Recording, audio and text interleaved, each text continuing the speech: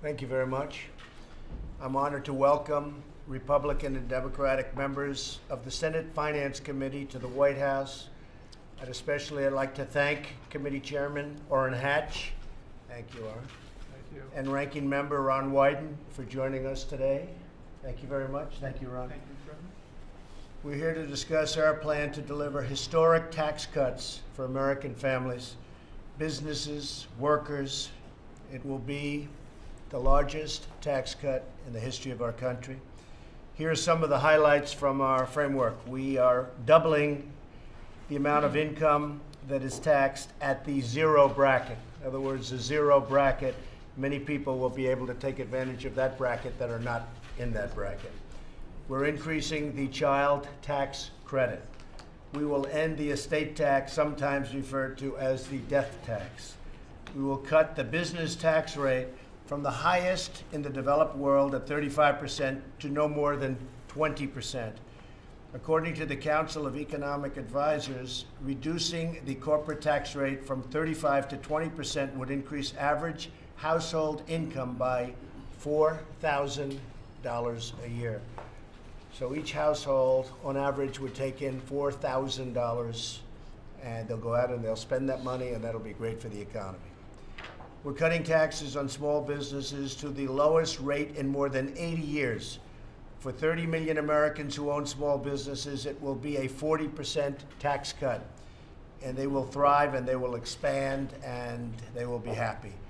For at least the next 5 years, businesses and manufacturers will be able to expense the full value of new equipment in the year in which they buy it, something which nobody even thought in terms of, and something which will have, I think, one of the biggest impacts on our economy.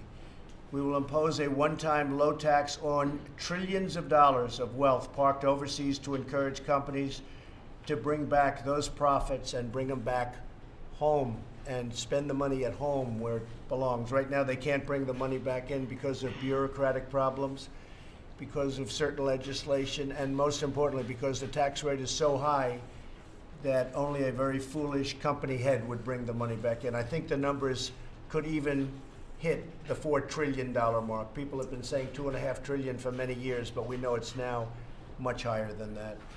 The vast majority of Americans will be able to file their taxes on a single sheet of paper, because not only will these be massive tax cuts, but these will be a big simplification. It's going to be a very big simplification.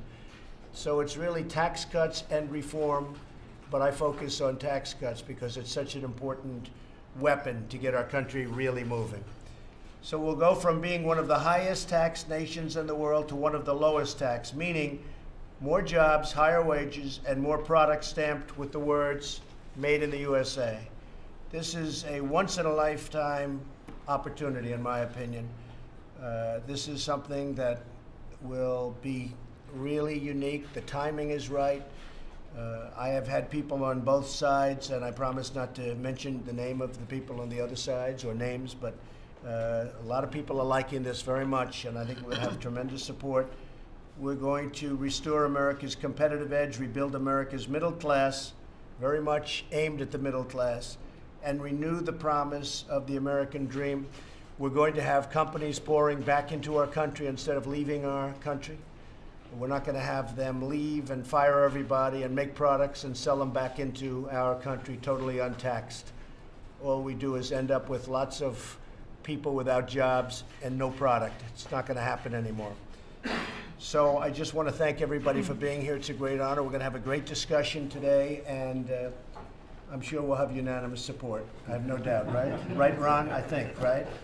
So thank you very much, everybody. Appreciate it. Thank you. Why did you change your mind on health care? Why did you change your mind on the health care? Mr. President, what did you say to Sergeant Jones?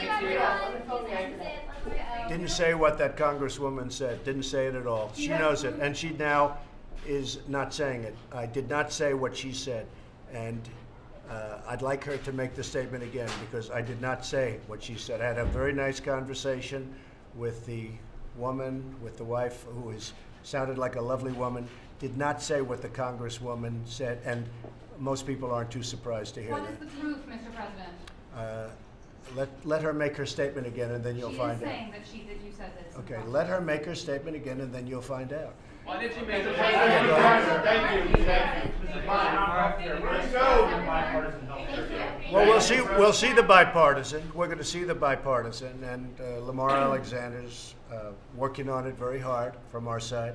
And if something can happen, that's fine. But I won't do anything to enrich the insurance companies, because right now the insurance companies are being enriched. They've been enriched by Obamacare like nothing anybody's ever seen before. I am not going to do anything to enrich the insurance companies. Okay, thank you very much, everybody. Thank you.